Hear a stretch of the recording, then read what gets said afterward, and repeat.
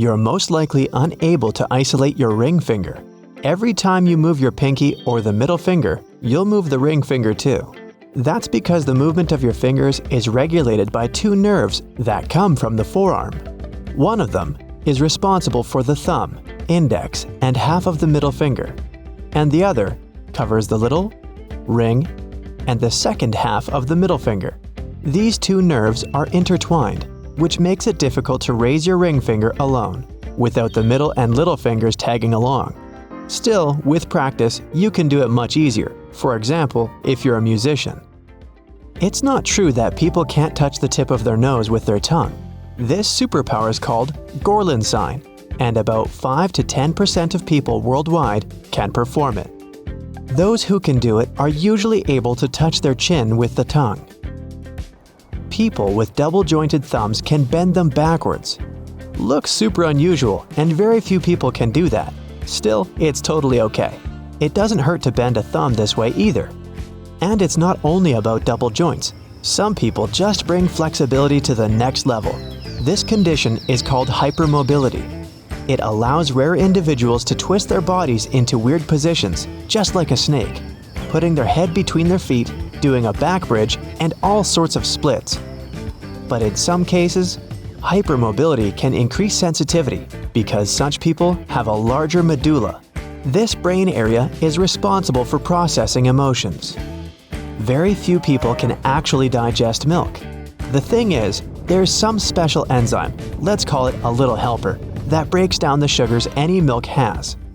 When people grow up, they run out of this enzyme, and only a little over 30% of all people retain some of it. Next time you're talking to a friend, try to breathe in through your nose. Don't make a pause to inhale. Try to do it in the middle of a sentence while speaking. That can be rather tough. Only about 1% can do that. And they're usually musicians. Some people can hear their eyeballs moving inside their sockets. It's a rare condition that about 1 in 500,000 people have. And it's not as cool as some might think. This is caused by a tiny hole in the bone that covers the inner ear.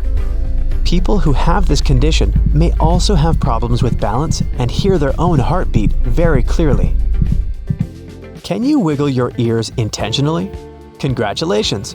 Around 22% of people on Earth are capable of wiggling one ear. As for moving both ears at once, only 18% can do that. Ear wiggling used to be a common thing for our distant ancestors.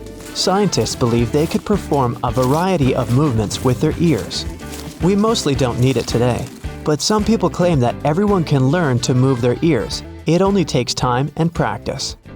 About a third of all people can raise one eyebrow, left or right, but the ability to raise both eyebrows separate from each other is much more rare. If you're not among them, that's because you cannot yet control and move the corresponding muscles. But this skill can be developed. Stand in front of a mirror, hold one eyebrow with your hand, and lift the other up and down, and then do the same with the other eyebrow. This will help you learn to move them separately. Imagine falling from the roof of a 10-story building and getting away with a few bruises and scratches, but no broken bones whatsoever. Such a genetic anomaly was discovered back in 1994. It makes a person's bones about 8 times denser than normal, which basically makes them indestructible. There was a case where a man had gotten in a serious car crash and not only survived, but had not a single fracture. What's even better, for him at least, is that the feature seems to be hereditary. It means he could pass it down to his kids, and they'll become unbreakable too. Stretch out your hand and place the ring on the crook of your elbow, then rotate your palm. If the ring didn't fall, you're a rare person. Some say only 2% of people can do that, but that's arguable. Our eyes allow us to see millions of colors and shades thanks to 3 types of cones inside them. Each type is responsible for seeing a range of shades between the 3 primary colors: red, green, and blue. There are people who have an extra cone type. They're called Tetrachromats, and we can't even start to imagine what the world looks like to them. They see millions more shades than others do, and can show you the difference between 2 virtually similar colors. Interestingly, most mammals used to have 4 types of cones in their eyes in the distant past, but lost one in the process of evolution. 90% of people are right-handed, and only 10% are left-handed.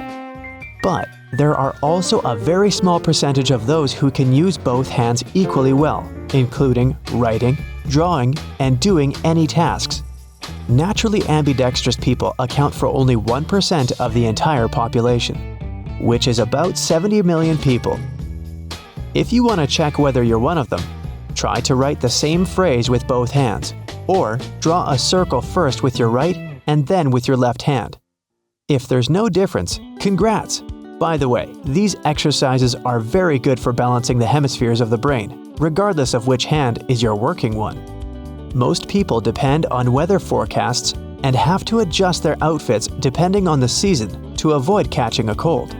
But not everyone. Lucky ones have learned to keep their bodies warm in any frost. These fearless heroes can walk in the cold wearing only swimming trunks and feeling cozy.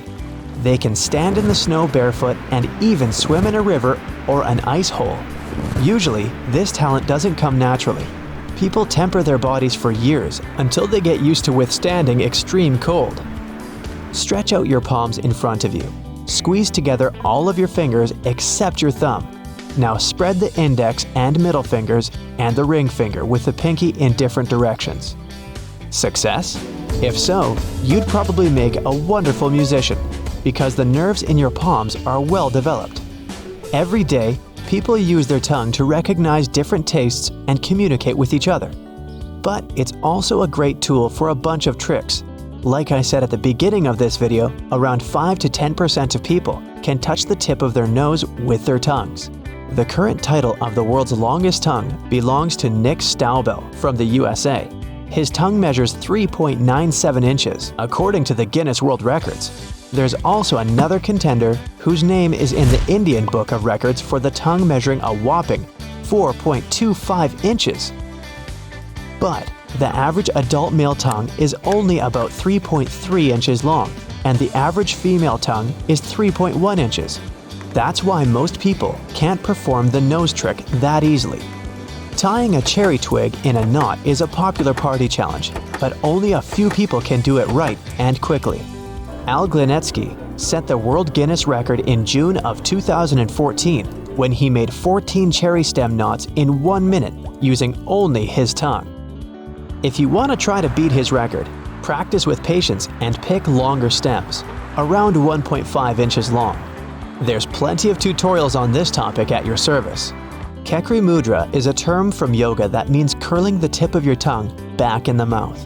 Ideally, it should reach above the soft palate and rest at the beginning of the nasal cavity. This asana helps refresh the mind and body and overcome thirst, hunger, and anxiety. Some say it also helps become a professional lucid dreamer if you acquire a habit to fall asleep with Kekri Mudra every night. But most yoga beginners spend months and even years to reach into the nasal cavity, and if you can do it right away, you're the lucky one. Can you sit down on the floor and get back up without the help of your hands or knees? This simple challenge is called the sitting rising test.